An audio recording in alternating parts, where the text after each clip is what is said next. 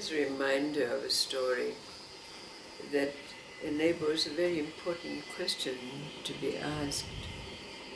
There's a story about that king who took his duties of ruling his kingdom very seriously, but the burdens of state rested heavily on his heart, making sure that the coffers were filled with enough grain to feed the populace, keeping marauders at bay, listening to those complaints and needs of the populace and trying to fulfill them.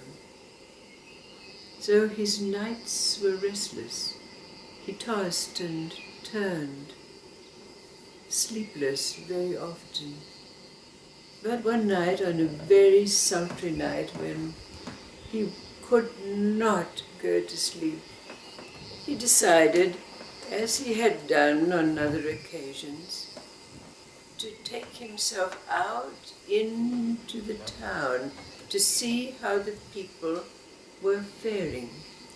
So, rising up, he dressed himself in the garb of an ordinary man and went out into the town square. Now there were people at the coffee shop conversing, but somehow he was not drawn to go and join them. And even when he passed the tavern and there were raucous laughter coming forth from people obviously enjoying their company and imbibing, but this did not draw him neither. So he wandered somewhat aimlessly until he came to an alleyway. And when he walked down that alley, he saw at the end of the alley a candle burning in a window. And he was drawn to its light. And as he got closer, he could hear the sound of chanting. It came to his ears, penetrated his being, and like a magnet drew him to the doorway of the house in which the candle shone in the window. Before knocking on the door, he looked in the window, and there was an old man and an old woman sitting at the table, breaking bread, drinking a little wine. And the old man was chanting quietly, even though in its quietness it passed out under the doorways and wafted down the street. Now the king in disguise knocked on the door, and the old woman answered and invited him in, sharing the breaking of bread with him, offering him a glass of their simple wine. And as they were conversing, the king in disguise asked the old man, "Why are you so joyous? It is obvious that you are old and have no children to take care of you. What is it that you do?" And the old man said, "I go to the town square every day, and I offer my services to mend sandals and shoes. I'm a cobbler." And the old man said, "In fact, we need no children, because there is something greater on which I rest." Now the king spent a very pleasant evening with the couple, and when he left, he said, can I come again? The old couple said, of course, you're welcome, at any time. But the king was intrigued. What was it about this man, this couple, that made them so quietly joyous, obvious in their chanting, obvious in the feeling in their house?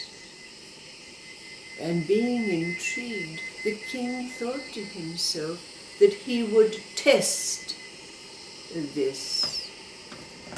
And so he made a decree that no cobblers were allowed to ply their trade from that day on. So the next morning, when the old man went out with his oar and his little accoutrements, he found that he was not able to ply his trade. But at that moment, he saw a man walking by carrying buckets of water, and he decided immediately that he would become a water carrier. But that night the king, in disguise, came to visit again. And the old man, was as joyous as usual. And the king asked him, well, how are you faring now that the edict has come out that you're not allowed to be a cobbler? And the old man said, I rest on something greater. I am now a water carrier. And so again, after an evening spent with the old couple, the king went off again and decided to bring out a law that no one was allowed to carry water. So the next day, when the old man went out, having exchanged his oar for his buckets, he was no longer able to carry water. That night the king came again and asked the old man, now that the king has brought out the law that you cannot carry water, how is it with you? Seeing that the old man was still as peaceful and quietly joyous as usual. And it so happened that the next day the king made a law, and the old man had gone out into the street and seen that there were wood choppers with an axe over their shoulders going to chop wood. So he exchanged his buckets for a shovel, a pick and a saw, and he joined the wood choppers. But that very day the king sent out his soldiers to gather all of the wood choppers, bring them back to the palace, put them in uniforms, and make them into guards of his residence. So the old man was shanghaied, taken off to the palace, given a sword and a uniform, and made to stand guard at the king's palace. But, as it happened, the guards were only paid once a month, and the old man had no food and no money to put bread and wine on his table. So that night, when he went back, recognizing that this sword had great value in the marketplace, he went off and sold the sword, went back to his house, and made a wooden sword to put in the sheath in which the sword had been held. That evening the king came by and asked the old man, seeing that he remained as joyous and peaceful as usual, how it went with him. And the old man explained what had happened. So the king went off, and the very next day he said that everyone in the town was invited to the town square because a thief was to be beheaded. And of course, the guards, including the old man in his uniform, were amongst those who were present.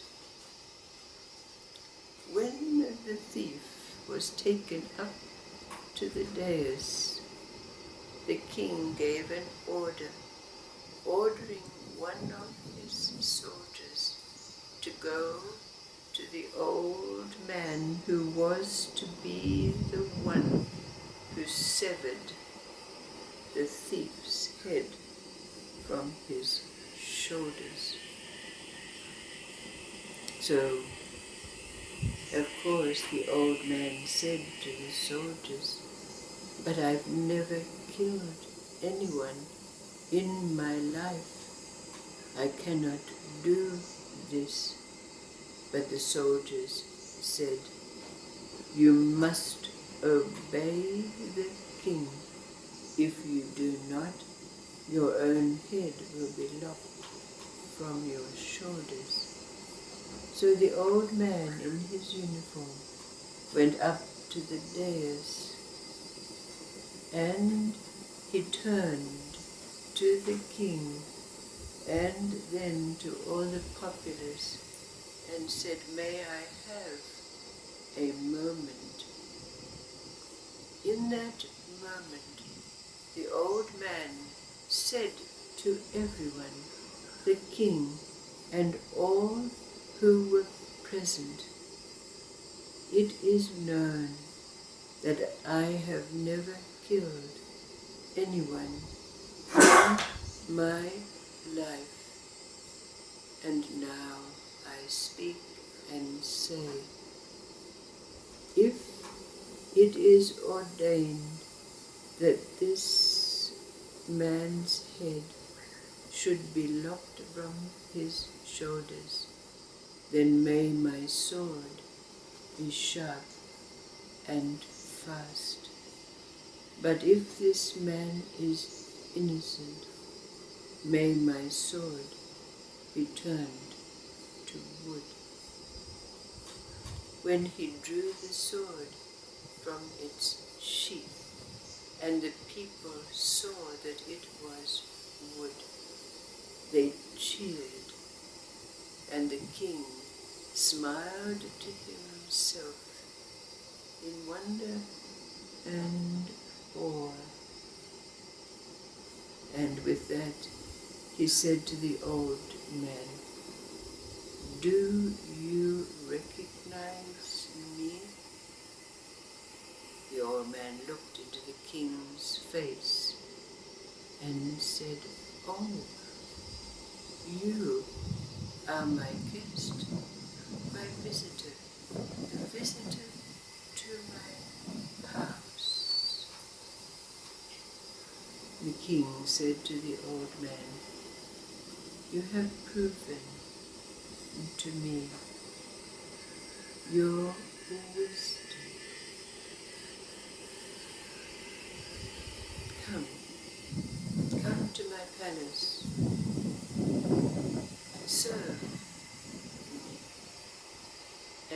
rise me. And so it came to pass. The question that arises out of this story for us is, where do we rest when our mind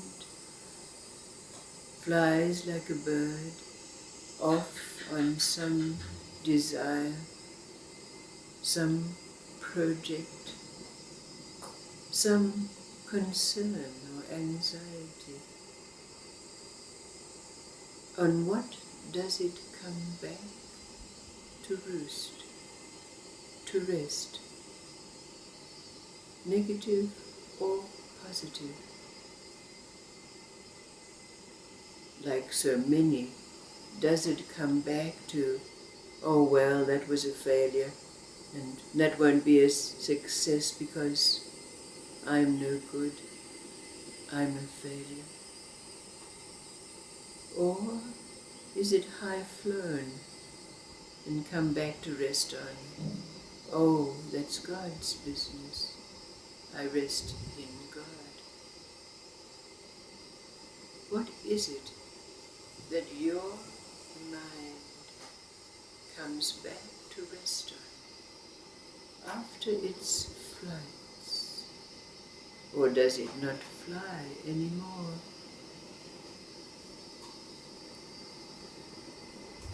On what do you rest?